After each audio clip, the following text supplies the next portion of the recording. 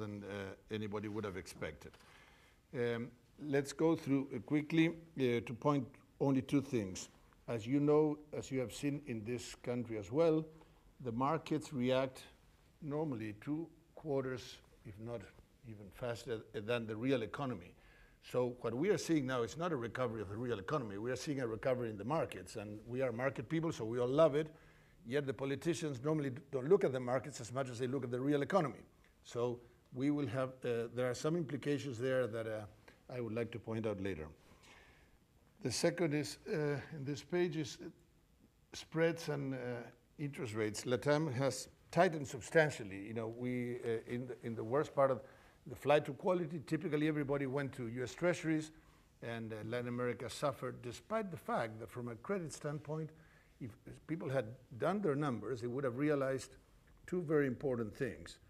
First, that this crisis is the mother of all crises, at least in our time spans or the history we know. We don't go back more than 2 centuries, right? So the 29 crisis had been the crisis, and everything is compared to that. And this crisis was nurtured, fueled, and developed in the, quote, developed world, right? US, Western Europe, Asia a little bit less. We in Latin America, not that we were not connected, but first of all, we had much less leverage around the economy. Really, there was very little leverage, to say the least. Very little liquidity, second, and much less sophistication.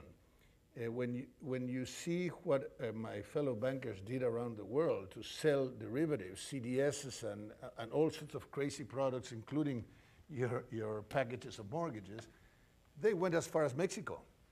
They wouldn't go any further down.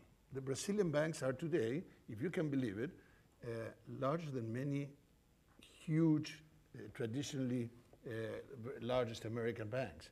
The Brazilian banks today are incredibly powerful, for no other reason that they virtually suffered nothing from the crisis. So this is just to show you, as everything else, the credit market went all the way up in terms of interest rates, and now it's back to, you know, you see Mexico, Chile, Peru, and Brazil here, back to pre-crisis levels already. So there's nothing to worry there. The credit default swaps are a very good index for that.